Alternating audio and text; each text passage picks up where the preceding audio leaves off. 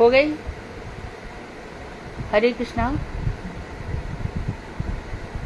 हो गई ना?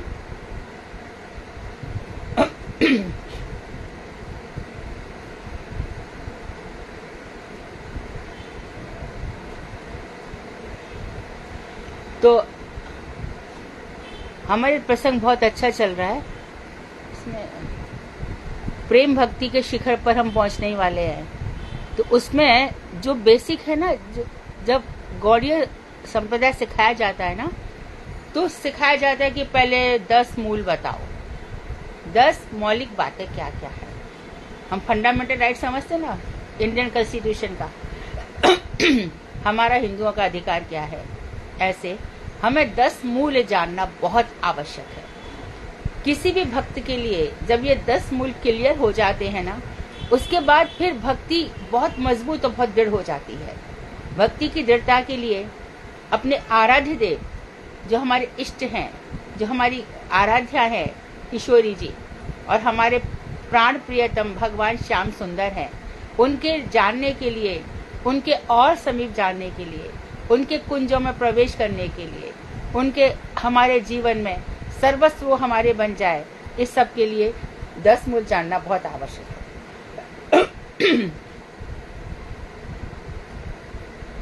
तो 10 मूल कल हमें बता दिया था कि हम चिद वस्तु के चित अंश हैं, हम परम चेतन है। और ब्रह्म क्या है? चित मात्र है, ना वस्तु है ना कुछ है, अनुभूति है, हाँ वो चित तत्व है, एक ज्योति है। ये कल बता दिया था, चिन्ह मात्र। तो इन शब्दों को रट ले। जीव चिदंश है, ब्रह्म चित मात्र है, और भगवान चितपुंज है। अब 10 मूल आ जाओ। कलयुग पावन अवतारी श्री चैतन्य महाप्रभु ने वेद को प्रमाण माना है, अर्थात महाप्रभु जी वैदिक परंपरा को लेकर के चले हैं। हमारे सबसे पहले प्रमाण क्या है? वेद। वेद और पुराणों को छोड़ करके, वेदों कोई आधार बनाकर पुराण बनाए गए, वेदों की आधार लेकर उपनिषद बनाए गए। और उपनिषद और वेदांत का सार क्या है? वेदांत सूत्र। सारे वेदांत, वेद का सार है वेदांत सूत्र। तो हमारे महाप्रभु ने अपनी आकर के कोई नई परंपरा नहीं चलाई, कुछ अपना नया मंतव्य नहीं चलाया। जो बातें भगवान श्री कृष्ण से चली आ रही थी, श्री कृष्ण ने ब्रह्मा जी को बताई, ब्रह्मा ने नारद को बताई, नारद ने व्यास जी को बताई, व्यास जी ने सुखदेव जी को बताई, वही मध्वाचार्य, श्री रामानुजाचार्य, श्री निम्बादित्य, इन सब ने जो सीखी, वही श्रीमन महाप्रभु ने कहा कि हम यही सिखाएंगे सबको, सारे जगत को यही सिखाएंगे। जगतवासियों सुन लो, पहले देखो तुम में और ईश्वर में भेद है। तुम ये मत बोलो अहम ब्रह्मास्मि, तुम ब्रह्म नहीं हो सकते, तुम ईश्वर नहीं हो सकते। ईश्वर तुम्हारी कल्पना की वस्तु नहीं है। और तुम ये भी सीख लो कि जीव और ईश्वर में भेद है। तुम ये भी सीख लो कि जीव और जीव में भेद है। हर एक जीव दूसरे जीव से अलग है, हर जीव की साधना अलग है। आज कोई जीव श्रद्धा के लेवल पर पहुंचा है, तो दूसरा जीव भजन क्रिया चल रही है उसकी, अन्यथा धीरे धीरे मिट रहे हैं। तीसरा जीव हो सकता है निष्ठा तक पहुंच गया है, चौथा जीव आसक्ति तक है। हो सकता है बहुत सारे हमारे भक्त गोवर्धन में, वृंदावन में, राधक उनके पास किसी के सम्मुख नहीं आते, जिसको विविक्तानंदी कहते, एकांत में भजन करते हैं, वो वहां बैठ करके भाव अवस्था तक पहुंच गए हैं। और हम जाएंगे टेर कदम में, भांडीर वन में, ब्रजमंडल में इतने सारे स्थान हैं, वहां पर बहुत सारे जीव प्रेमी भक्त की अवस्था में पहुंचे हुए हैं। तो हर जीव अपनी अवस्था में है, जीव और जीव में भेद है। इसलिए जब हम कहते हैं ना साधना अकेले होती है, हम लोग गुस्सा करते हैं, ऐसा मत करो। कोई दीक्षित भी नहीं हुआ, अभी उसने साधना शुरू भी नहीं की, और जो साधक हो रहा है वो अपना इतना तो समझे कि मैं कहाँ पर हूँ और किसके साथ मेरा भजन चल रहा है। इससे साधना अकेले में, भजन और भोजन एकांत में। अच्छा, अब बता दिया, पहला क्या बता दिया? ईश्वर और जीव में भेद है, जीव और जीव में भेद है, जीव और जड़ में भेद है। जड़ वस्तु जड़ी रहेगी, जीव जड़ी रहेंगे। वृक्ष तो वृक्ष ही रहेंगे, पृथ्वी पर्वत इनको जड़ माना गया है, जीव और जड़ में भेद है। फिर कह रहे हैं अच्छा ईश्वर और जड़, ईश्वर और जड़ में भेद है, और जड़ और जड़ में भेद है। एक वृक्ष बन सकता है, एक नदी बन सकती है। वृक्षों में भी कितने प्रकार के, और वृक्षों में भी देखो, एक वृक्ष में पत्तियां क्या सभी एक आकार की होती हैं क्या? सभी पत्तियां अलग अलग आकार की होती हैं।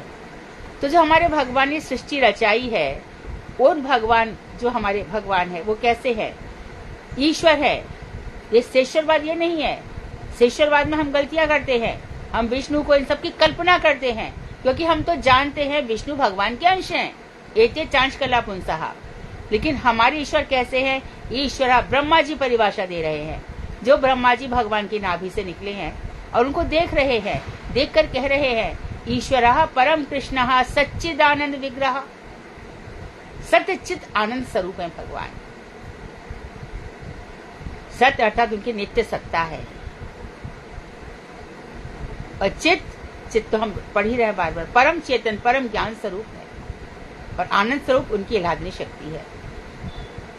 तो भगवान की परिभाषा टर्म भगवान का क्या है? ईश्वरः परमः, ईश्वर परम ईश्वर कैसे है? कृष्ण, वो कृष्ण ही है। और उनका विग्रह कैसा है? सच्चिदानंद अनादिरादि गोविंदः। ये गोविंद अनादिरादि, उनका कोई आदि अनादि है, वो अनादि के भी आदि हैं। और सर्व कारण कारणम, जितने भी निमित्त कारण है, उपादान कारण है, हम सब के सृष्टि के कारण, पूरी सृष्टि के कारण भगवान स्वयं है ये। लेकिन वो इस ईश्वर को मानेंगे नहीं। उनका तो ईश्वर शंकर जी की कल्पना कर लेंगे, फिर वो कहेंगे कि एक मनगढ़ंत कथा बना लेंगे। अरे भैया सुनो, भगवान श्री राम ने जब वहां पे चढ़ाई करी लंका में, उसके पहले शंकर जी की पूजा करी। एक व्यक्ति ने ऐसी रामायण बना डाली। ये सब वाल्मीकि रामायण में नहीं है, तुलसीकृत रामायण में नहीं है। तो वहां पर क्या बनाइए कि भगवान श्री राम शंकर जी की पूजा कर रहे हैं, और पूजा करते करते 108 कमल चढ़ा रहे थे वो। तो शंकर जी ने जानबूझ करके एक कमल उठा लिया, तो भगवान राम की आंखें राजीव नयन है, कमल के समान नेत्र वाले हैं, तो उन्होंने अपनी एक आंख निकालकर वहां पर रख दी। शंकर जी प्रसन्न हो गए, उन्होंने कहा जाओ लंका जीतो। अथवा कहीं कहीं पर वो दुर्गा जी की पूजा कर रहे हैं। और फिर जो रामानंद सागर ने ये बनाया टीवी सीरियल, उसमें उसने सारा मसाला डाला। शुद्ध कहाँ पे आई चीजें? तो आज हम ये सीखेंगे कि जो हमारे भगवान है, 10 मूल तत्व एक क्लियर हो जाना चाहिए। और हमें आशा है कि सोमवार तक हम सभी लोग 10 मूल को रट लेंगे। श्रीमद् भागवत में पहला है प्रमाण। चैतन्य महाप्रभु ने वेद को प्रमाण माना। तो 10 मूल में पहला है प्रमाण और 9 है प्रमेय। प्रमेय किसको कहते हैं? जिससे नापा जाए, प्रमाण को देखा जाए।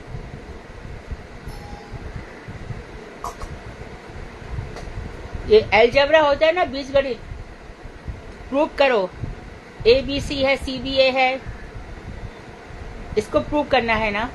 इसी प्रकार से एक प्रमाण है, और उनको 9 प्रमेयों द्वारा उस प्रमाण को प्रूव किया जाएगा। उस प्रमाण को नापने की 9 चीजें हैं। हमने एक ट्रायंगल बना दिया, ये ट्रायंगल का ABC, CBA, समझ रहे हैं ना आप? श्रीमद् भागवत में विस्तार पूर्वक इस विषय का वर्णन प्राप्त होता है। जीव चित्तकर्ण है, बार बार कह रहे, चित्त यानी चित्तकुंज की चिंगारी है। यह वेद के प्रमाण से सिद्ध है। वेद में इस चीज को प्रमाणित कर दिया गया है कि जीव चित्तकर्ण है, ये वेद कह रहा है। कृष्ण रूप सूर्य के किरण कण होने से जीवों का चित्त कण सिद्ध है। क्यों सिद्ध है? क्योंकि जीव है। जीव को क्या बताया गया? कण। और भगवान को क्या बताया गया? ये मुंडक उपनिषद में बताया गया। मुंडक उपनिषद में यथा अग्नि क्षुद्रा विस्फुलिंगाः व्यचरन्ति, जैसे अग्नि से चिंगारियां निकलती हैं, ऐसे भगवान की तटस्थ शक्ति से जीव उसी प्रकार निकलते हैं जैसे कि सूर्य से किरणें निकलती है। क्वेश्चन बनाने वाले ध्यान दें, हमने ये कहा है कि जैसे अग्नि से चिंगारियां निकलती हैं, वैसे ही जैसे कि सूर्य से किरणें निकलती हैं, उसी प्रकार भगवान से जीव नहीं निकलते। ध्यान रखना, भगवान से जीव नहीं निकलेंगे, भगवान से, और ना भगवान जीव में बदलेंगे जैसा कि मायावादी कहते हैं। भगवान की तटस्थ शक्ति, उससे जीव निकलते हैं। कोई कहते भगवान ही जगत में बदल गए, नहीं। मया अध्यक्षण प्रकृति सुयते चराचर जगत, यह बिल्कुल रट डालो इन चीजों को ध्यान से। मेरी अध्यक्षता में प्रकृति इस अच्छा जगत को प्रसव करती है, उत्पन्न करती है। तो भगवान ने जगत उत्पन्न नहीं किया, भगवान ने जीवों को उत्पन्न नहीं किया। भगवान की तटस्था शक्ति से जीव निकले और भगवान की इच्छा से, सा इच्छत उपनिषद कहते हैं, उन्होंने इच्छा की। यदि भगवान निराकार है तो इच्छा कौन कर रहा है? उन्होंने देखा सा एकाकी न रमते, उनका अकेले मन नहीं लगता, इसलिए वो जीवों को उत्पन्न करते हैं। और जो जीव उत्पन्न कर गए वो कभी लीन नहीं होते। जैसे कि सूर्य की किरणें सूर्य में कभी वापस नहीं जाती, उसी प्रकार से भगवान से निकले हुए जीव भगवान में कभी लीन नहीं होते। मानो हम ये कहते हैं कि शिशुपाल का जब भगवान ने चक्र से सिर अलग कर दिया, तो श्रीमद् भागवत में कहा गया है कि उसकी ज्योति निकली और भगवान में लीन हो गई। पहले वो ऊपर चक्कर लगा के आई, भगवान में लीन हो गई, लीन होने के बाद फिर ऊपर गई है और ऊपर जाकर के जय विजय बने। लीन कहाँ पे हुए? उसी प्रकार से जब भगवान श्री कृष्ण यहाँ से गए, दारुक को कह दिया कि तू रथ लेके चला जा, मैं आ रहा हूँ। उसी समय बलराम ने भी जब ये युद्ध देखा है, उनको भी विरक्ति हुई है। बलराम जी नीचे गए हैं पाताल खंड में, अनंत देव से गले मिले हैं और फिर वहीं से अलक्षित रूप से ऊपर चले गए। यहाँ कोई कहीं लीन नहीं होता भाई। खो सकता है जीव, वन में गया था एक पक्षी, पता नहीं कहाँ खो गया। हमारा बेटा खो गया है, खो सकता है, मरना भी एक तरह से वी हैव लॉस्ट हिम। अंग्रेज लोग क्या कहते हैं? We have lost him, he is no more. इसका क्या मतलब है? अब और नहीं देख सकते उसको इन आंखों से, हमने उसको खो दिया है वो किधर है? पर है, खोया है जरूर, यही वही कही है। आसक्ति होगी तो कुछ भी रूप में आ जाएगा। हमारे आसपास सब वही जीव है जिनके प्रति हमारी आसक्ति थी और आज भी है और मिट नहीं रही है।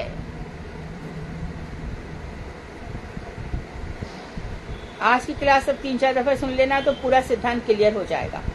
एक प्रमाण है और उसको हम 9 प्रकार से उस प्रमाण को प्रूव कर रहे हैं। तो विस्तार पूर्वक इस विषय का ज्ञान उपलब्ध होता है। जीव चित्कण है, यह वेद के प्रमाण से सिद्ध है। कृष्ण रूप सूर्य के किरण कण होने से जीवों का चित्त कणत्व सिद्ध है। कृष्ण कौन है? सूर्य, और जीव है किरण। ये बात सिद्ध हो चुकी है, यानी पहला तो हमने प्रूफ कर दिया वेदों के आधार पर। अब आगे चलो, कृष्ण और जीव दोनों ही आगे बता रहे हैं, कृष्ण और जीव दोनों ही वस्तुतः चित्त स्वरूप वाले हैं, दोनों ही चेतन हैं, यही दोनों में अभेद है। आपने कहा कि भेदाभेदवाद है, भेद भी है अभेद भी है। अभेद कैसे है? कि वो भी परम चेतन है जीव, तुम भी परम चेतन हो। किसी की चेतना अभी पूरी खुली नहीं है, मुकुलित है, थोड़ी सी खुली है। इतना नाम करता है, इतना भजन करता है, उल्टा नाम जपा जब जाना, वाल्मीकि भाई ब्रह्म समाना। नाम जपते जपते जपते वाल्मीकि के हृदय में ज्ञान का सूर्य उदित हो गया। ऐसा ज्ञान का सूर्य उदित हुआ, वाल्मीकि में पूरी बल्मिक लग गई, दीपक पूरी दीमक लग गई। ठाकुर जी प्रसन्न हुए, ब्रह्मा जी, उन्होंने आकर के उनको छीटा दिया, अपने स्वरूप में आ गए। स्वरूप में आकर के वाल्मीकि तुम्हारा ज्ञान उदित हो गया है। और आकर के उन्होंने क्या देखा? भगवान की प्रेरणा देखो, वृक्ष देखा, वृक्ष में 2 पक्षी बैठे हैं, क्रौंच पक्षी। और तभी उन्होंने देखा एक बहेलिया आता है और एक क्रौंच पक्षी को मार देता है, यानी ये रावण है जो सीताराम को अलग करना चाहता है। तो कौन सा श्लोक निकला? वेदों के बाद जब लौकिक संस्कृत आई, वैदिक संस्कृत के बाद जब लौकिक संस्कृत आई, उसका पहला श्लोक ये है, माँ निषाद प्रतिष्ठा त्वं गमः शाश्वती समाहा यत् क्रौंच मिथुनात् एकम अवधि काम मोहितम। हे निषाद, हे बहेलिए, तू बहुत दिनों तक शांति को प्राप्त नहीं होगा। जो दो एक जोड़ा प्रेम से रह रहे थे, तूने उनमें से एक को अलग कर दिया। आकाशवाणी हुई, जाओ वाल्मीकि तुम्हारे हृदय में, और वाल्मीकि भगवान श्री राम के समकालीन है। उसके पहले, राम जी के पहले उन्होंने सब कुछ लिख डाला, और जो लिखा हुआ था पहले से ही तो लव कुश को सीता जी ने सिखा दिया, और लव कुश उत्तरकांड है ना, सब कुछ सीख के चले गए। चले जाकर के फिर जब उन्होंने अश्वमेध यज्ञ का घोड़ा पकड़ लिया है, और बाद में फिर ये राम की सभा में उपस्थित हुए हैं, तब कौशल्या कह रही है कि यदि राम ये जो बेटा है तुम्हारा, जब तुमने सीता जी का त्याग किया, आज यदि ये होता तो उसकी उम्र इतनी ही होती, तुम्हारी बहुत शक्ल मिलती है। तब भी राम, मर्यादा की हद देखो, मर्यादा की हद देखो। तब भी सीता से जब बुलाया, सीता वाल्मीकि से कह रहे आओ सीता जी को लेकर के आओ। सीता आई, अपने दोनों बेटों को लेकर के आई, वाल्मीकि जी को लेकर के आई, और फिर जब कहा अग्नि परीक्षा, तब सीता जी बोली राम बस बहुत हो चुका, माँ वसुधे मुझे स्थान दो। तो बस पृथ्वी से सिंहासन आ गया और सीता जी चली गई। तो जो चेतना है, आज भी देखो हमारा भारतवर्ष भक्ति में इतना समृद्धशाली है। मिथिला की तरफ चले जाओ, बिहार की तरफ, घर घर में, अयोध्या की तरफ चले जाओ, रामायण याद है, रामचरितमानस याद है, लोगों का अंग स्पंदन, धड़कन ही रामचंद्र जी से होती है। और हमारा जो वृंदावन है, हमारा जो बरसाना धाम है, वो किशोरी जी के बिना कोई जी नहीं सकता, और ये हमारा वृंदावन धाम है। ये धामवासी धन्य है भाई। ये धाम में जो आते हैं, इनके प्रति कभी भी अपराध मत कर बैठना, ये बहुत धन्य है। इनके हृदय में भक्ति भरी पड़ी है, जो हम सीख नहीं पाते ना, इनके रोम रोम में हम हजारों लाखों, और हमारी सुकृति नहीं रही ना, तो कितना भी सीखो, कितना भी उपदेश कोई दे दे, कितनी भी कोई कथा सुना दे, कुछ फर्क नहीं पड़ता है। हमारी भी सुकृति हो, वक्ता भी शुद्ध हो, तब जाकर के बात बनती है। वक्ता शुभदेव जैसा हो और परीक्षित जैसा श्रोता हो, तब बात बनेगी भाई। तो एक बात तो ये हो गई कि जीव चित्कण है। दूसरी बात, और चित्कण कैसे, उन्होंने उदाहरण देकर समझाया। प्रश्न बनेगा जीव चित्कण कैसे, उदाहरण देकर समझाया। और दोनों में तो उन्होंने बता दिया कि अभेद कहाँ पर है, कि दोनों ही चेतन है, और भेद कहाँ है, दोनों में कुछ भेद ही है। क्या भेद है? कृष्ण सर्व स्वरूप है और जीव उनका किरण कण है। वो सर्वस्व है और जीव किरण की कण है, कणा मात्र है। जैसे झरोके होते हैं ना, बाटन से हम देखते सूर्य की धूप आती है, तो जब बाटन से छन छन कर आगे देखे, थोड़े थोड़े डस्ट पार्टिकल्स उसमें दिखाई देते हैं। वह जीव की यही स्थिति है। किसको हंसी आ रही है? कृष्ण और जीव दोनों ही वस्तुतः चित्त स्वरूप वाले हैं। फिर भी दोनों में कुछ भेद भी है। भेद यह है कि कृष्ण सूर्य स्वरूप है और जीव उनका किरण कण है। कृष्ण महेश्वर है और जीव उनका नित्य सेवक है। ये दूसरा भेद हो गया। ये दूसरा भेद हो गया। आगे देखिए, कृष्ण धाम परव्योम या गोलोक साक्षात चिन्मय धाम है। कृषि के धाम में क्या बताया उन्होंने? परव्योमनाथ या गोलोक। इसमें तनिक भी संदेह नहीं है। वहां चिन्मय धाम, बैकुंठ, चित्त जगत आदि नामों से वर्णन किया गया है। वहां धाम को परव्योम भी कहते हैं, चित्त जगत भी कहते हैं, बैकुंठ भी कहते हैं। बाजस ने, ये यजुर्वेद की संहिता है, यजुर्वेद का एक प्रकार है, उसमें बाजस ने उपनिषद में कृष्ण स्वरूप का शुद्ध चिन्मयत्व दिखलाया गया है वेदों में। तो यजुर्वेद में चले जाओ, बाजस ने संहिता है, उसमें बता रहे हैं, क्या बता रहे हैं कि इन्हीं परमेश्वर पर ब्रह्म रूप श्री कृष्ण की नित्य शक्ति का वर्णन श्वेताश्वतर उपनिषद में मिलता है। आगे बता रहे हैं भक्ति चित्त रस है। जिसको ज्ञान हो गया वही भक्ति कर सकता है भाई। तुलसीदास जी ने खुद ही कह दिया जाने बिन होई नहीं परतीति और बिन परतीति होई नहीं प्रीति। जाने बिना विश्वास नहीं होता और बिना विश्वास के प्रेम नहीं होता। याद आ गई ना बात? हिरण्यकशिपु ने कहा बता तेरा भगवान क्या इस खंबे में भी है? वो तो ज्ञानी थे ना, प्रहलाद ज्ञानी भक्त। हाँ है। अच्छा तो चल दिखा। उठा करके उसने गदा मारी। ठाकुर जी एकदम अट्ठास करते आ गए और प्रहलाद जी से क्या कहा, मुझे आने की जरूरत नहीं थी, मेरा नाम तेरी रक्षा कर रहा था, तेरी बात सत्य करने के लिए आया कि भगवान सर्वत्र है। ये बहुत डिस्टर्ब हो रहा है आज।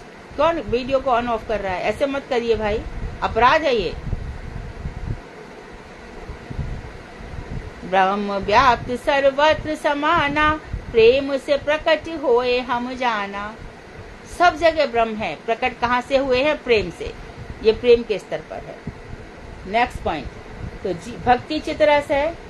इस विषय का मुंडोपनिषद में इस प्रकार उल्लेख है कि कृष्ण ही समस्त प्राणियों के प्राण है। नित्यो नित्यानाम चेतना चेतना नाम, हम सब चेतन हैं।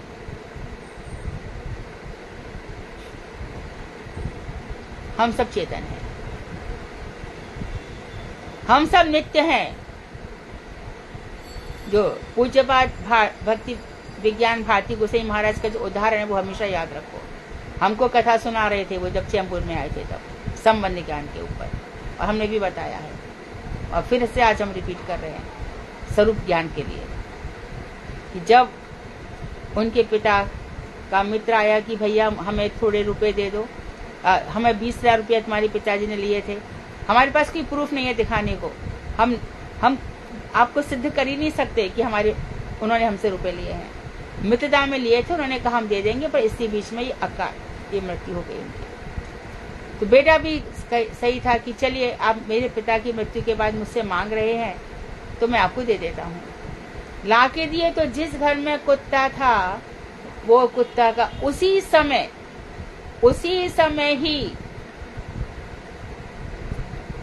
देह छूट गया और देह छूट करके वो निश्चित रूप से अपने स्वरूप को प्राप्त हो गया का मनुष्य को।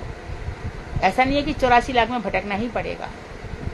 एक भी व्यक्ति का एक भी पैसा हमारे पास है तो उस घर का हमें नौकर बन जाए तो भी ठीक है, तो कुत्ता बनना पड़ता है। पाई का हिसाब चुकाना पड़ता है। यहाँ पर धरती भगवान ने दी है, उसका भी हमें ऋण चुकाना पड़ता है। बार बार धरती माता को प्रणाम करो। हमको जल कहा जाता है, जल की एक बूंद भी व्यर्थ मत करो, यही जल देवता का पूजन है। आकाश, इन सबको हम आकाश दीपक जलाते हैं, है ना। हमारे पर व्योम आकाश के ऊपर है। अग्नि की तो महिमा हम सभी जानते हैं। इसी प्रकार से वायु, किसी को कमरों में बंद मत कर दो, पक्षियों को पिंजरों में बंद मत करो, पक्षियों को मत पालो। तो हम इन पांचों महाभूत की सेवा कर रहे हैं। कृष्ण ही समस्त प्राणियों के प्राण स्वरूप हैं। ऐसा जानकर विद्वान व्यक्ति अतिवाद, शुष्क ज्ञान और तर्क को छोड़कर आत्मक्रीड होते हैं।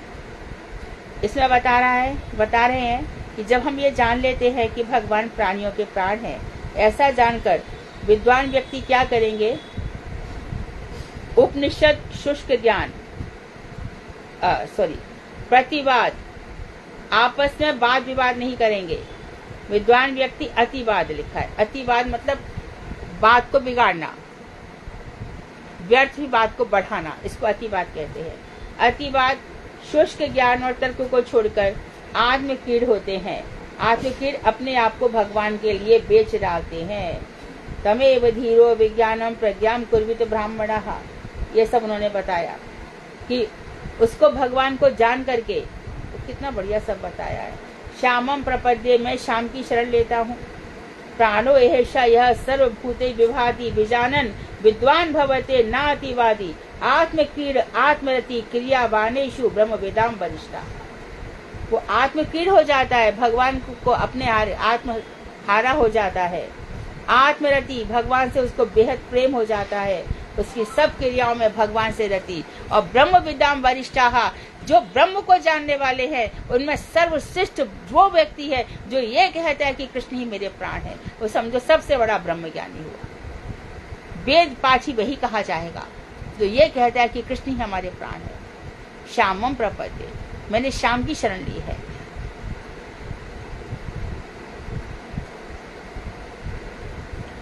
आगे कह रहे हैं, शुद्ध ज्ञान द्वारा उनको जानकर, उन भगवान को जानकर, धीर पुरुष, धीर मतलब जिनकी इंद्रियां संयमित हैं। ज्ञान वही आता है जिनकी इंद्रियों को संयमित है। काकभूषुंडी का क्या हुआ था? काकभूषुंडी की पहले जन्म में इंद्रिया संयमित थोड़ी थी। बहुत पहले तो कोई कोई ऐसा भी बताते हैं कि वो धर्म सभा चल रही थी और वहां पे कथा चल रही थी, ब्रह्मा नारद सब बैठे थे और कथा चल रही है, तो ये क्या कर रहे थे, यूं यूं यूं चारों तरफ देख रहे थे। तो तू चारों तरफ देखता है तो कौआ ही हो जा। बाद में उनके कई हजार जन्म हुए हैं शंकर जी के शाप के कारण, क्योंकि इन्होंने जिस गुरु की शरण ली वो शंकर के भक्त तो थे, ये बात तो ठीक है, पर अन्य देवी देवताओं की उपहास नहीं करते थे, निंदा नहीं करते थे।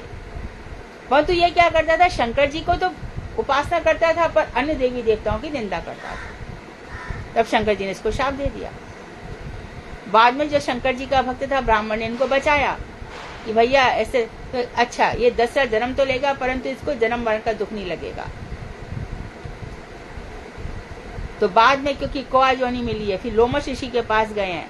काकभूषुंडी में इनको जब भगवान श्री राम की कथा मिली है तो कहा मुझे एक कौआ शरीर ही चाहिए। किसी को भी देख लो, सबके पुनर्जन्म की बात हमारे सामने आती है। इसीलिए कृष्ण ही हमारे प्राण है। तो ऐसे व्यक्ति को क्या कहते हैं जो ये सब समझ जाता है। देखो, धैर्य और सारे गुण कब आते हैं, जब हमारे अंदर धीरे धीरे भजन के प्रताप से जब हमारे अंदर, हमारे हृदय में चित्त बल प्रकट होता है। अब कोई सोच रहे कि अरे हमने पढ़ लिया, स्वाध्याय कर लिया, हमने ये सीख लिया, वो सीख लिया। शास्त्र ये कहते हैं कि तुम्हारी यथा गुरु, जैसे कि ब्रह्म में, ईश्वर में जैसी भक्ति होती है और वैसी भक्ति तुम्हारे गुरु में है, तब जाकर के तुम्हारे हृदय में अर्थ प्रकट होंगे। जैसी भगवान में है वैसी भक्ति तुम्हारे गुरुदेव में है, तो अर्था प्रकाशनते, निश्चित रूप से ही ये अर्था प्रकाशनते, उसके हृदय में अर्थ प्रकाशित होते हैं अपने गुरु और भगवान में। तो हम स्वाध्याय कर लें हो जाएगा? नहीं, सब गड़बड़ करेंगे, कहीं का अर्थ कहीं लगा देंगे और मुसीबत हो जाएगी। तो कृष्ण ही समस्त प्राणियों के प्राण स्वरूप है, ऐसा जानकर विद्वान व्यक्ति कहा है, जो स्कॉलर्स हैं, वो क्या करेंगे, अतिवाद, व्यर्थ का वाद विवाद छोड़कर, शुष्क ज्ञान और तर्कों को छोड़कर आत्मक्रीड होते हैं। शुद्ध ज्ञान द्वारा उसको जानकर, भगवान को जानकर, ऐसे धीर पुरुष में हम इसको ले सकते, विभीषण को।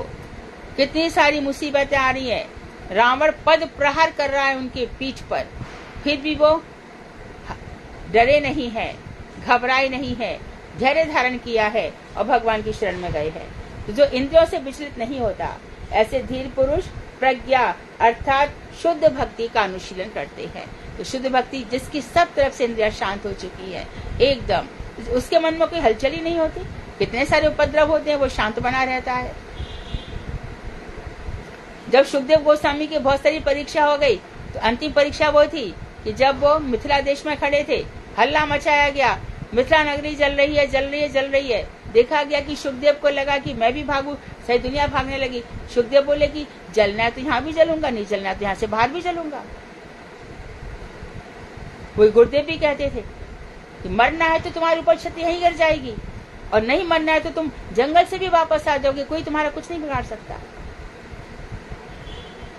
अभी बारिश हुई थी ना, 3-4 लड़कियां खड़ी थी आपस में, एक लड़की ने सबके मोबाइल हाथ में रख लिए और सब वो कुछ कर रही होगी, कंपैरिजन वगैरह कुछ भी। बारिश, बिजली चमकी, बिजली कड़की और आसपास लड़कियां बच गई, उसी के ऊपर बिजली गिरी। तो ये सब जो जानता है उसको धीर पुरुष कहते हैं।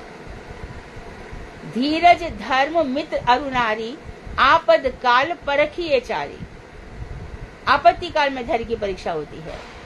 तो कितना, तो धैर्य में भगवान श्री राम धीर प्रशांत नायक कहा जाता है उनको।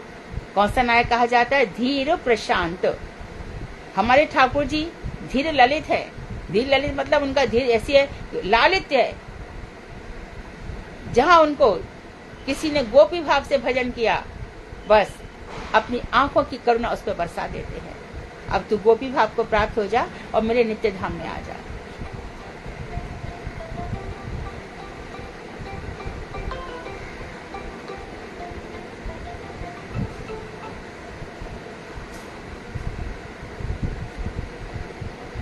ऐसा जो करते हैं वे ही ब्राह्मण है। ब्राह्मण, ब्राह्मण किसको कहते हैं? ब्रह्म को जानने वाला ब्राह्मण होता है। अरे जनेऊ पहनता है, ब्राह्मण है? नहीं। प्याज लहसुन नहीं खाता तो भी नहीं। हाँ, सतोगुण हो गया उसका, ठीक है, सतोगुण मान लेंगे, परंतु ब्रह्म को जानता है। ब्राह्मण उसी को कहा जाएगा द्विज। जो जाति से भी ब्राह्मण है, द्विज, दो प्रकार से, और कर्म से भी ब्राह्मण है। शौक्र, सावित्र और दक्ष, तीन प्रकार से ब्राह्मण होना चाहिए। शौक्र माता पिता ब्राह्मण हो, दोनों ही, पिता ब्राह्मण हो माता कुछ और तो भी नहीं चलेगा। सावित्र रोज गायत्री करता है, 1008 गायत्री कम से कम करता है। और दक्ष, दीक्षा उसको मिल गई है। जो श्रीमद् भागवत इत्यादि में जो इतनी जो कमाई आती है ना, हम 9 लाख लेंगे, हम 15 लाख लेंगे, हम 20 लाख लेंगे, इसको बचाना आसान नहीं है भाई। कैसे बचाएगा कोई? बहुत गायत्री करनी पड़ती है। इससे गुरुदेव कहते थे, जो भी पैसा है सब ब्रह्मचारियों से कहते थे, स्वतंत्र रूप से इसको मत खा लेना। क्यों मत खा लेना? अनर्थ हो जाएगा। क्यों? विषयी लोगों का पैसा है। क्या करें? पहले हमें दे दो, हम भगवान को अर्पण करेंगे।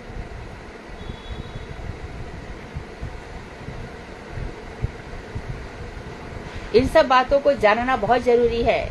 तब हमें पता चलेगा कि हम श्रीमन महाप्रभु की धारा में आए तो हमसे बड़ा भाग्यवान कौन होगा, जहाँ पर हमारे ऐसे सारे हमारे वक्ता, ऐसे भक्त हैं। और दुनिया को देखो कितना प्रपंच है। फिर वो मोटिवेशनल स्पीकर्स बन जाएंगे, फिर वो राजनीति में चले जाएंगे, फिर धुआंधार टीवी का वो करेंगे, वो सब करेंगे। हमारे भक्त करेंगे ऐसे? और क्योंकि वो ऐसा नहीं करते तो दुनिया समझती है कि ये ऐसे ही है भाई, कुछ चमत्कार नहीं है। वो नहीं करते, वो भगवान के लिए जीते हैं, श्रीमन महाप्रभु की धारा में रहते हैं, भक्ति विनोद ठाकुर के चरणों में पड़े रहते हैं। चक्रवर्ती ठाकुर ही उनके प्राण होते हैं। जो उनको जाने बिना इस लोक का परित्याग करते हैं वे कृपण हैं। यह याज्ञवल्क्य ने कह दिया था मैत्रेयी से। याज्ञवल्क्य ऋषि की 2 पत्नियां थी, मैत्रेयी और कात्यायनी। दोनों को उन्होंने धन बराबर बांट दिया। कात्यायनी बोली मैं ठीक हूँ, इस धन से मेरा जीवन चला जाएगा। और मैत्रेयी बोली मैं इस धन का क्या करूंगी। तब याज्ञवल्क्य बोले आप मुझे ज्ञान दीजिए। तब उन्होंने कहा आत्मा वा अरे श्रोतव्य कीर्तितव्य स्मर्तव्य। मैत्रेयी तू आत्मा के विषय में जान, ये शरीर इत्यादि के विषय में छोड़ दे, आत्मा के विषय में ही जान, आत्मा के विषय में सुना कर, आत्मा के विषय में स्मरण किया कर, और आत्मा के विषय में मनन किया कर, और आत्मा को आत्मसात कर। जो इस चीज को नहीं जानता, देखो अब कह दिया जो बात,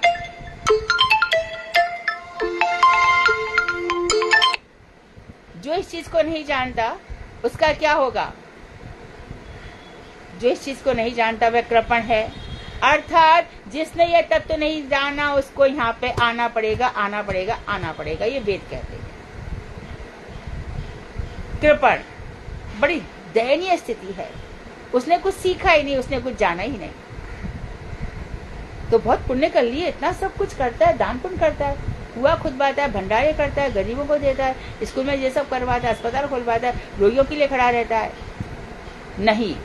यदि ईश्वर को लेकर के किया तब तो सब कुछ ठीक है भैया। वो ईश्वर जीवी है, ईश्वर की कृपा से जीवन चला रहा है, और एक है स्वतंत्र शक्ति। तो फिर भैया बहुत बहुत फल भोगना पड़ेगा।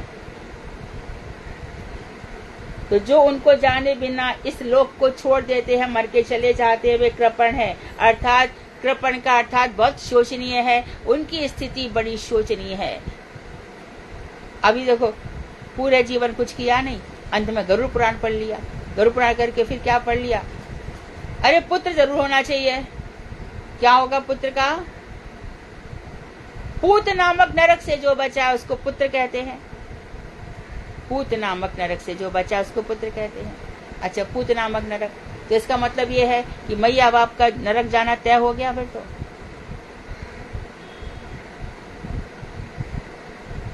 अरे ऐसा कौन? तो फिर देखो, जो ऋषि हैं जो विवाह नहीं करते, तो क्या वो उनको स्वर्ग इत्यादि नहीं मिलेंगे?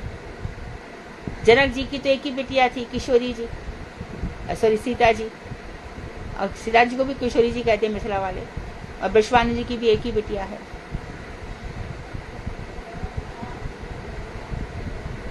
तो ये सब जो ज्ञान ले लेते हम, संसारी ज्ञान, इसने हमको बताया, उसने हमको बताया, मत सुनो किसी का भी।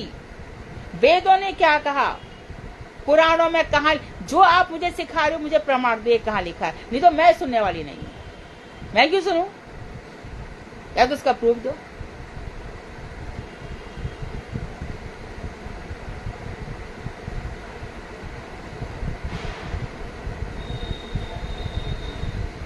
तो जो ब्रह्म को जानकर चलेते हैं, जो इस प्रकार से ईश्वर को जान लेते हैं कि ब्रह्म कौन है, परमात्मा कौन है, भगवान कौन है, वे ब्राह्मण है, अर्थात वे ही कृष्ण भक्त वैष्णव है। तो अच्छे जो ब्राह्मण है वास्तव में कौन है? कृष्ण भक्त वैष्णव है, वही ब्राह्मण है। आगे कह रहे हैं, नित्य सुख संबंधी प्रेम है। और बढ़िया बात कहते हैं, भक्ति का स्वरूप इसी प्रकार प्रदर्शित हुआ है। हे मैत्रेयी, आत्मा ही द्रष्टव्य है, श्रोतव्य है, मंतव्य है और उपास्य है। आत्मा अर्थात वही हमारे जो भगवान है, उन्हीं को देखो, उन्हीं के विषय में सुनो, उन्हीं के विषय में मनन करो और उन्हीं की उपासना करो। उस आत्मा के दर्शन, श्रवण, ध्यान तथा उपलब्धि हो जाने पर सब कुछ जानना हो जाता है। उन कृष्ण के विषय में, आत्मा, सब जीवों की आत्मा कौन है? कृष्ण, वही हमारे प्राण है। हमारे प्राण कृष्ण और कृष्ण के प्राण राधिका, आत्मा तो राधिका। उपनिषदों में स्पष्ट रूप से कहा है, श्री कृष्ण की आत्मा राधिका है, वो उनके बिना रह ही नहीं सकते। तो यदि कृष्ण हमारी राधा जी के बिना नहीं रह सकते, तो हमारे प्राण कृष्ण, हम उनके बिना कैसे जी रहे हैं? उस सत्य संबंध को, नित्य संबंध को, स्थायी संबंध को छोड़ करके हमने इस दुनिया के साथ संबंध बसा लिए। ऐसे बरकू का वरू जो जीवे और मर जाए, बल्ले ऐसे बरकू जो चूल्हा मत है जाए।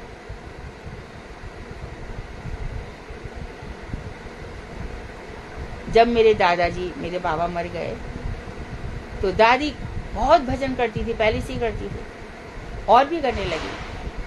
तो मैं छुट्टियों में मत जाती थी, उनके कमरे में सबको अलाउड नहीं था जाना, पर कुछ हम थोड़े छोटे बच्चे थे उनको वो अलाउ करती थी। तो मैं दादी के पास ही उनकी खाट पे सोई थी। तो एकदम बोली, देख सुन, मैं विधवा नहीं हूँ। मैं कि अम्मा आप ऐसे कैसे कह रही हो, मेरे पति कृष्ण है। वो हम छोटे थे तब ऐसी ऐसी बातें थी। आज हम शास्त्र पढ़ते तो ऐसा लगता है कि ज्ञानियों को बहुत शास्त्र पढ़ने की जरूरत नहीं है।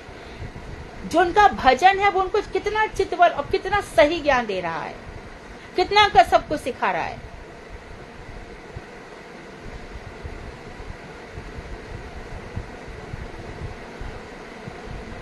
हमने कभी देखा नहीं उन्होंने किसी को सिर पर बैठाया। कहीं से एक बात सुनाई थी, उनसे किसी कोई दीना पंडित थे, उन्होंने उनसे कहा था कि यदि तुम्हारी कथा कोई ना सुने तुम भगवान को सुनाया करो। तो सुबह घर में तो चाहे कोई बच्चा स्कूल जा रहा है, किसी का भोजन बन रहा है, किसी का घर में तो चहल पहल रहती है। पर दादी हमेशा हम देखते हैं कि वो ठाकुर जी को कथा ही सुना रही हैं, तो उसमें से थोड़ी थोड़ी बातें हमारे कान में पड़ जाती थी। चलते फिरते हमने इतना सुन लिया। तो घर में क्यों कह रही हूं मैं, ऐसे घर में बोला करो, घर में कथा सुनाया करो, और कुछ नहीं। तो मैं आपको इसलिए कह रही हूं कि थोड़ा सा कहीं कुछ लग जाए कि हाँ ऐसा होना चाहिए। मेरे पिताजी जब भी स्नान करते थे तो गीता का 12वां अध्याय 15वां अध्याय उनका पूरा उसी समय हो जाता था। एवं सतत युक्ता ये भक्तास्ताम परिपासते तेषां नित्याभियुक्ता ना, ये उनका चलते ही रहता था। पूरा रामचरितमानस का एक श्लोक वो रोज ही बोलते थे, पूरी रामचरितमानस। आदौ राम तपो वनादिगमनम हत्वा मृग कांचनम वैदेही हरणम जटायुमर्णम सुग्रीव संभाषणम बाली निग्रम समुद्रणम लंकापुरी दायनम पश्चात रावण कुंभकर्णम हरणम इत्यादि रामायणम। घर में ऐसा एटमॉस्फेयर रखो, हमने सब ऐसे ही सीखा है। आपको इतना ज्ञान है ना, जब आप बचपन से ही वो मतलब ऐसे वायुमंडल में थे ना, ऐसे हाँ, इसका बहुत असर होता है। तो हाँ, माँ को देखा, दादी को देखा, फिर अपने डैडी को देखा, कितना आपको ज्ञान है। हाँ, वो बचपन से ही हो गया। गीता का भी और हाँ वो हाँ बिल्कुल, कामनी भाभी ऐसे तो सभी लोग घर में भी ऐसा करें तो क्यों नहीं होगा। हाँ, आप तो बहुत भाग्यशाली हैं ये जो ऐसी कृपा पाई। दादा भी दादी भी सारे यादी थे। हाँ, तो देखो हम सब अपने घर में ऐसा कर सकते हैं ना। आप अपनी बेटियों को कहो कि आप अपने घर में हम लोग टीवी चला देते हैं, मोबाइल पे बच्चे ये इंस्टाग्राम और एक क्या आ गया, चलो एक चीज आ गई अच्छी देख ली, मन भर गया, फिर उसी को वो तो कितने सारे एक दिखा दो उसके 10 चीज वैसी ही आ जाती हैं। अब बच्चे बेचारे क्या करें, थके हारे होते हैं, उनके जो दोस्त होते हैं वो भी इसी संसार में घुसे होते। बड़ा उस समय हमारे सामने कम से कम ये सब तो नहीं था। टीवी आया था तो उस समय ये आया था, क्या बोलते हैं, महाभारत आया था।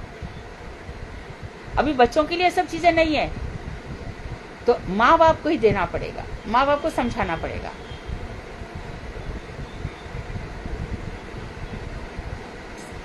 श्रीमद् भागवत जब भी उनकी बर्थडे हो तो सरप्राइज यही दो कि आज 1.5-2 घंटा आज घर में हरि नाम होगा।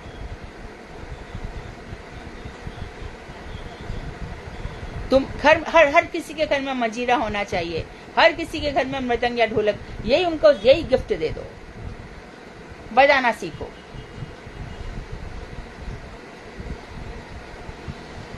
अब कह रहे हैं उस आत्मा के दर्शन श्रवण ध्यान तथा उपलब्धि हो जाने पर फिर सब कुछ जानना हो जाता है, फिर कुछ बाकी नहीं रहता। ये आत्मा, यह कृष्ण कैसी है, क्या बोल रहे हैं याज्ञवल्क्य मैत्रेयी से, यह कृष्ण पुत्र से भी अधिक प्रिय है और धन से भी बढ़कर प्रिय है।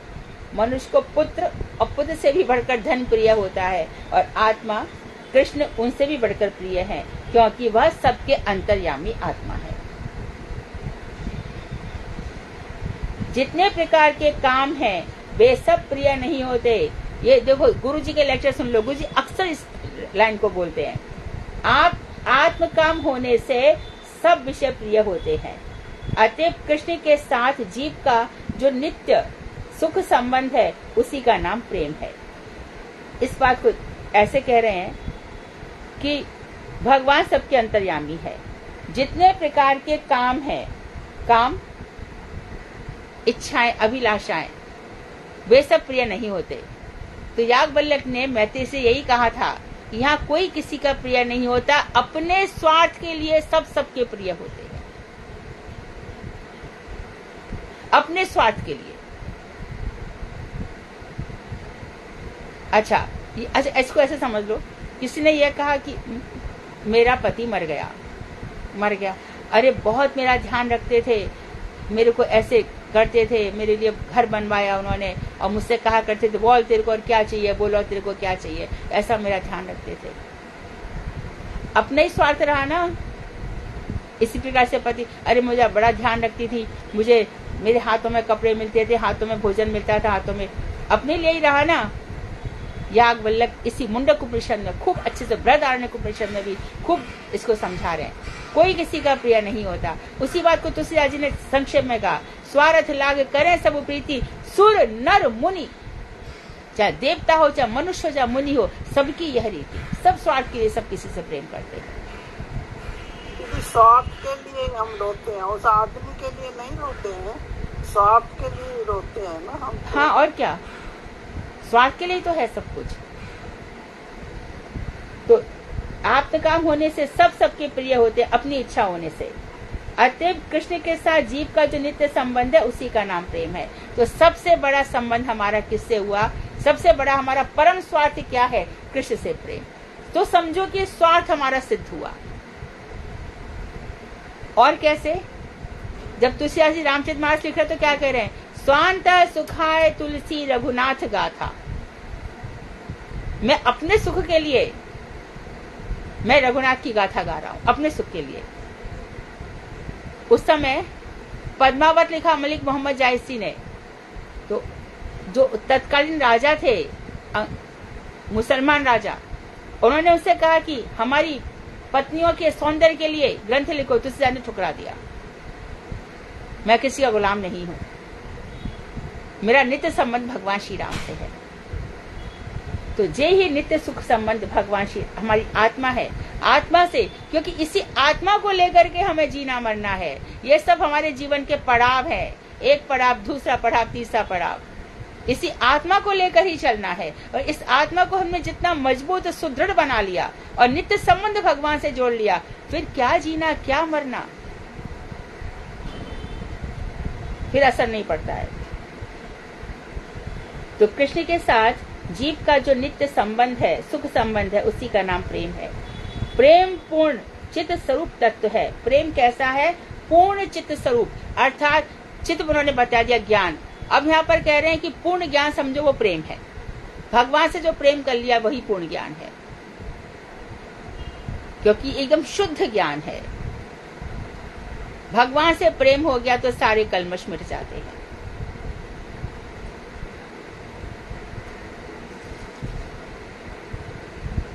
आगे कह रहे हैं इस दृश्यमान मतलब ये जो दिखाई दे रहा है, इस जड़ जगत के साथ चित्त तत्व का यथार्थ संबंध क्या है? एक दो लाइन पढ़ा करके फिर बंद कर दूंगी। ये दृश्यमान जो दिखाई दे रहा है, जड़ जगत, इन जड़ आंखों से जड़ जगत दिखाई दे रहा है। इसमें जो भगवान का अंतर्यामी स्वरूप है, चलो भैया एक्सरे हो गया, एक्सरे तो हमें दिख रहा है कि अंदर क्या है, मन बुद्धि चित्त अहंकार तुमको भी नहीं दिख रहा।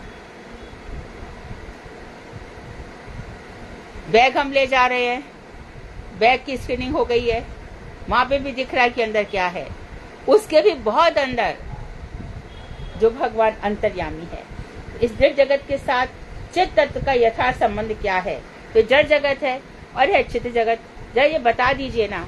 तो कह रहे हैं कि यथार्थ संबंध ज्ञात होने पर ही भक्ति रूप प्रज्ञा का उदय होता है। जब हम इस जड़ जगत के साथ चित्त तत्व का संबंध ज्ञान कर लेते हैं, तब जो प्रज्ञा है, जिसको हम कहते हैं बड़ा प्रज्ञावान है, बहुत अधिक बुद्धिमान है, बहुत मेधावी से भी ऊपर जो प्रज्ञा है, जो रितम भरा है, रित मतलब रितम भरा, कौन सी बुद्धि है? बुद्धि के कई पर्यायवाची है। बुद्धि का एक अर्थ विवेक भी है, जो सही गलत का ज्ञान करे इसको विवेक कहते हैं। रितम भरा जो सत्य को ही जानती है वही बुद्धि है, जिसकी दृष्टि से असत्य सब निकल जाए। ऐसे लोगों के सामने जब हम कहते हैं उनके सामने जाने से डर लगता है। क्यों डर लगता है? और उनको सब पता चल जाता है कि सच क्या है। आपको याद होगा कामनी भाभी जी, गुरुदेव के सामने एक बार एक हरिद्वार लड़का चला गया, एक ब्रह्मचारी ऐसे चला गया चुपचाप से, और फिर 3-4 दिन में वापस आया। तो जब बहुत समय पहले की बात है, 80s की बात होगी, तो गुरुदेव उससे क्या कह रहे हैं, 28 रुपए में तू चला गया हरिद्वार। सब आश्चर्यचकित रह गए। तो ये लोग त्रिकालदर्शी होते हैं। ये मैं यहाँ पर ऐसा कहना चाहती हूँ कि जो भी व्यक्ति भजन करेगा, ये पुस्तकें हम सबके लिए लिखी गई है। गुरुदेव कहते हैं कि मैंने 7-8 बार पढ़ी है, 50 बार पढ़ी है, और हम लोग एक बार भी ठीक से पढ़ नहीं रहे। इसमें देखो साफ कहा गया है, यथार्थ संबंध ज्ञान। जब हमें यथार्थ संबंध पता चल जाता है, हम चित्त स्वरूप हैं। ये वेदांत ये कहता है कि इस जड़ जगत में एक जीव मात्र ही चेतन है, क्योंकि वृक्ष इत्यादि तो आच्छादित चेतन है, उनकी चेतना ढकी हुई है। तो यदि इसमें से जीव निकल जाए तो जड़ जगत रह जाएगा, कुछ भी नहीं रह जाएगा। तो हमें यहाँ पर इसी जड़ जगत में ऐसे ही रहना है। हम नित्य जीव हैं, हम यहाँ भगवान का भजन करने आए थे। और गुरुदेव जैसे लोग क्यों आए थे? दूसरों से भजन कराने के लिए, हमारा उद्धार करने के लिए। तो यथार्थ संबंध ज्ञात होने पर ही भक्ति रूप जो प्रज्ञा, जो बहुत ही बड़ा बुद्धिमान कौन है, बहुत ही बड़ा बुद्धिमान कौन है जो भक्ति कर रहा है, चाहे वो परीक्षित हो, सुखदेव गोस्वामी हो, रमणाचार्य हो, मध्वाचार्य हो, श्रीमन महाप्रभु की परंपरा में जितने भी लोग हैं, वही ललिता जी स्वरूप दामोदर बनकर आई, विशाखा जी राय रमन बनकर आई, हमारी गुड़ मंजरी, विलास मंजरी, सब जीव गोस्वामी, रघुनाथ भट्टी गोस्वामी, ये सब रघुनाथ दास गोस्वामी, रूप मंजरी रूप गोस्वामी, लगभग मंजरी सनातन गोस्वामी, ये सब बनकर आए जो परम ज्ञानी है। तो परम ज्ञानी वही है जो भक्ति कर रहा है।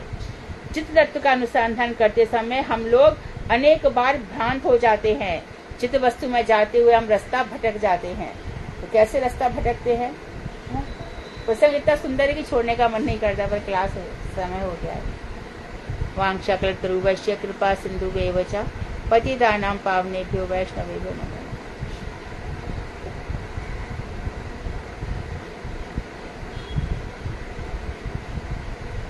हरे कृष्ण जी, दंडवत प्रणाम। दंडवत हरे कृष्ण। यहाँ पर इसी लाइन में जो बोला गया यथार्थ संबंध ज्ञात होने पर, तो दीदी यथार्थ संबंध से क्या अभिप्राय है? हाँ, भगवान आगे भी बताएंगे। भगवान के साथ जो हमारा वास्तविक संबंध इस जड़ जगत में, तो भगवान तो जड़ नहीं है, हम भी जड़ नहीं है, हम चेतन वस्तु है और भगवान चेतन है। तो इस जड़ जगत में जो हमारा भगवान का वास्तविक संबंध है, हम भगवान के क्या है? चिदंश हैं, वही हमारे सब कुछ है। ईश्वर अंश, जीव अविनाशी, ये संबंध ज्ञात हो जाएगा तो हमारे अंदर भक्ति आ जाएगी। हमारा और भगवान का क्या संबंध? हाँ, ये जानने पर जो चित्त संबंध है ना, वो भी चिदंश है, वो चित्त पुंज, हम चिदंश हैं, पर हमने उनसे संबंध छोड़ करके देहिक संबंध बना लिए हैं, इसीलिए सारी मुसीबतें आ रही हैं। हरे कृष्ण दीदी, दंडवत प्रणाम।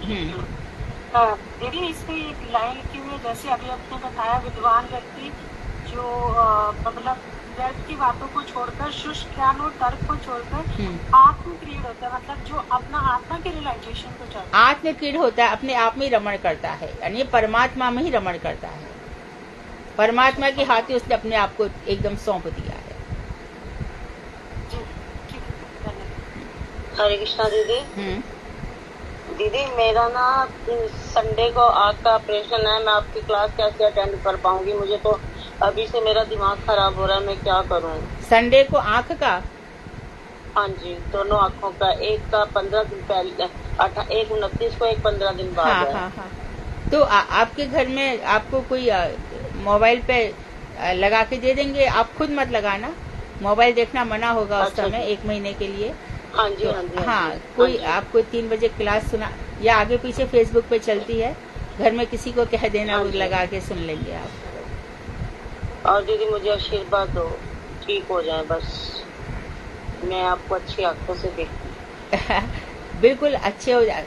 कितना अभी तो ये कोई प्रॉब्लम ही नहीं है, बहुत साधारण सा है, तो आजकल एकदम आराम से हो जाता है। हाँ, इसमें बिल्कुल डरना भी मत, कुछ नहीं, इतने एक्सपर्ट हैं डॉक्टर लोग। आपने भी करवाया था ना? हाँ, आपने भी 5 मिनट भी नहीं। मेरा बहुत छोटा था, बहुत माइन्यूट था, सरसों के दाने के बराबर था। तो डॉक्टर बोला कि निकलवा ही ले, मैं कहा निकाल दे भाई। बोले बढ़ेगा, बढ़ता ही नहीं था 3 साल से, फटाफट हो गया था। 1 मिनट जल्दी से हो जाता है, बस उसमें ध्यान रखना। हाँ, जो डॉक्टर सावधानियां बताए वो सावधानियां रखना। हाँ जी, हाँ जी, हाँ जी। दीदी, मैं एक गुरुजी की बात बताना चाह रही हूँ आपको। बताइए। तो एक बारी गुरुजी मेरे घर में आए, तो मैंने बहुत सुंदर मंदिर बनाया, बहुत सुंदर सजाया। तो मैंने जैसे गुरुजी आए, गुरुजी घूम के देखने लगे। मैंने गुरुजी को कहा, मैंने कहा गुरुजी, मंदिर कैसा लग रहा है? मंदिर कैसा सुंदर लग रहा है महाराज जी, बताओ ना। महाराज जी कहते मुझे कुछ सुंदर नहीं लग रहा।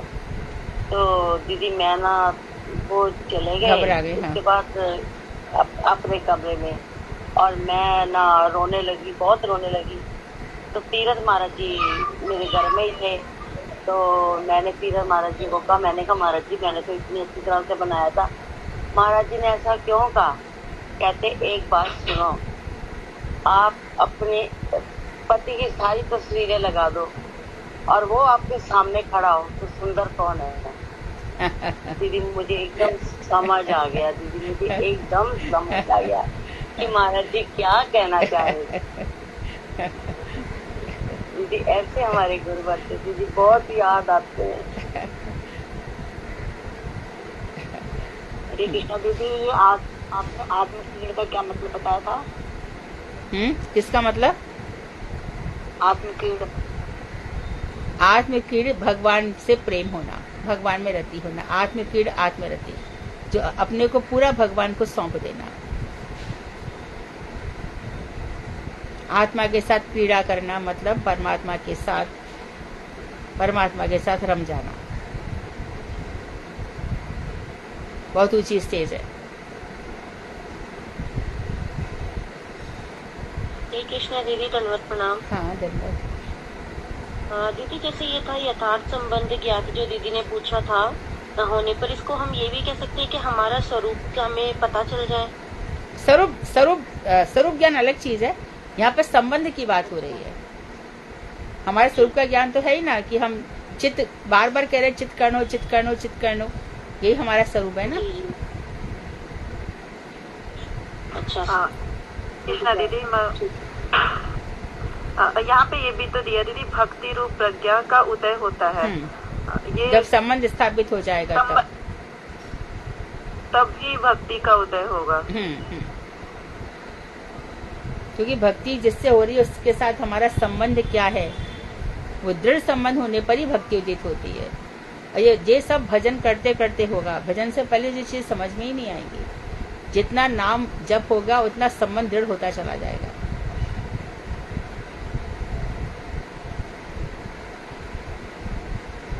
हरे कृष्णा दीदी, प्रणाम दीदी। दीदी जैसे बताया कि भगवान के साथ सभी जीवों का संबंध भगवान के साथ है।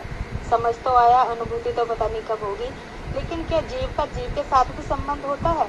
नहीं, देह का देह के साथ है, आत्मा का आत्मा के साथ कोई संबंध नहीं। आत्मा का मात्र परमात्मा के साथ संबंध है। हर आत्मा अलग अलग है,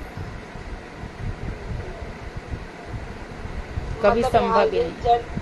जड़ जगत में जो सभी जीवात्मा है वो एक दूसरे के साथ किस व्यापा है? दैहिक संबंध है सब। देह से उत्पन्न हुए हैं सब। कोई माँ का सहोदर है, माँ के एक ही पेट में से आ गए सब। किसी आत्मा का किसी आत्मा से यदि संबंध होता आत्मा का, तो एक के साथ दूसरा भी मर जाता। एक के एक लोग जाने पर दूसरा भी उसी लोक में जाता। पर कर्मों के फल तो सब अलग अलग भोग रहे हैं ना, अलग अलग सब पैदा हो रहे, अलग अलग सब मर रहे हैं। फिर आत्मा का आत्मा के साथ क्या संबंध है? हाँ, राधा कृष्ण की आत्मा एक है। संसार में यदि आत्मा एक है तो राधा कृष्ण वो एक है। जैसे हम भजन और फिर हम वैष्णवों के मतलब संपर्क में हैं, वैसा भी वैष्णव मिलके सेवाएं करते हैं, ठाकुर जी की करते हैं। तो मतलब जैसे हम वैष्णवों के साथ मिलके सेवाएं करते हैं, वैष्णवों को याद करते हैं, तो ऐसा उसमें सिर्फ भगवान की वजह से संबंध है। हाँ, सबका फैक्टर एक है ना, कॉमन फैक्टर एक है कि कृष्ण है, इसके लिए सब लोग जुड़े हुए हैं। वहाँ पर सब वैष्णव की गुरु भाई बहन ऐसे ही कहते हैं ना, गुरु बहन है या गुरु भाई है, इसलिए हम गुरु का ही नाम लेते हैं। संबंध तो हमारा वो नहीं होता है ना, बस गुरु भाई बहन बोलते हैं। हाँ बिल्कुल, गुरु भाई यस।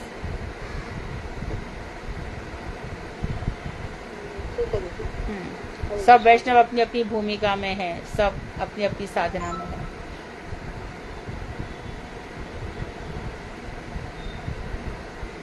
हाँ, और ठीक है, कौन गा रहा है भजन? हरे कृष्णा दी, मैं गाऊं एक बंगाली कीर्तन, बहुत दिन हो गए। गौरांगा तुमी मोर मोरे दया ना छाडिहा गौरांग तुम्ही मोरे दया ना छाडिहा आपण करिया रांगा आपण करिया रांगा चरणे राखी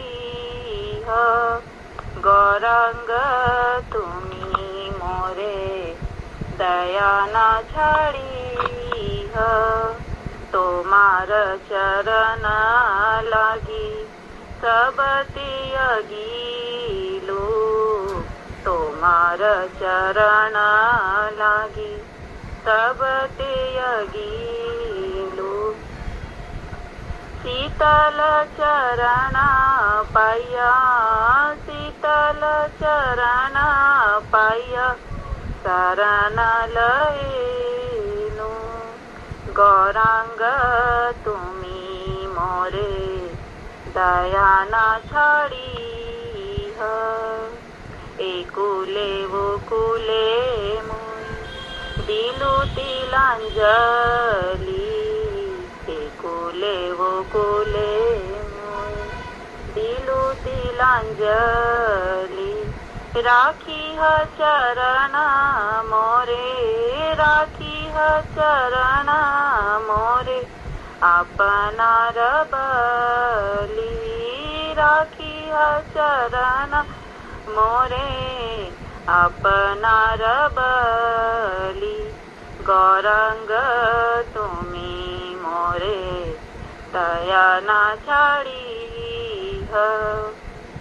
वासुदेव घोष बले चरणे धारिया वासुदेव घोष बले चरणे धारिया कृपा करी राख मोरे कृपा करी राख मोरे पद छाया दीह कृपा करी राख मोरे पद छाया दीह गौरांग तुम्ही मोरे दया ना छाडी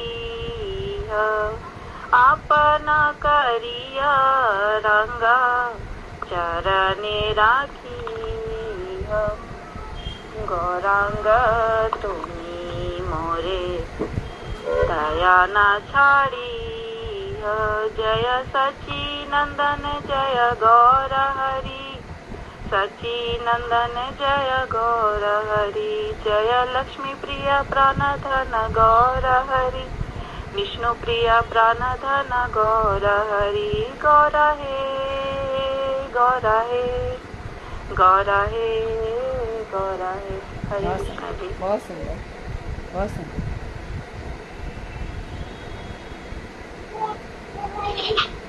दीदी एक वैष्णवी भजन में सुनो। कौन बोल रहे हैं? उषा उषा शर्मा बोल रही हाँ हाँ हाँ सुनाइए।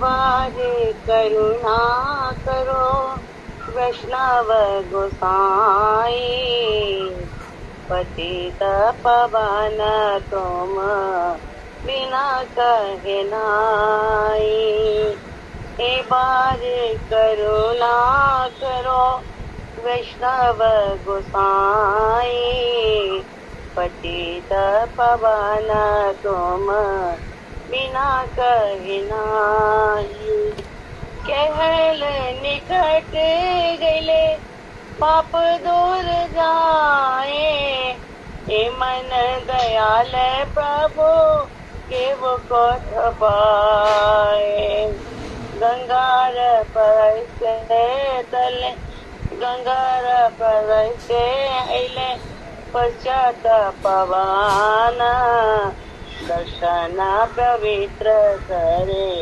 यही तुमर गुण ए बार कृपा ए बार करुणा करो वैष्णव गोसाई पतित पवन तुम बिना कछु नाही तुम सदाने तुम सदाने अपराध नाई अडान तुम हृदय सदा गोविंद विश्राम गोविंद कहे नाम वैष्णव परान प्रति जन्म करी आशा यही तुमर गुण ए बार करुणा करो वैष्णव गोसाई पतित पवन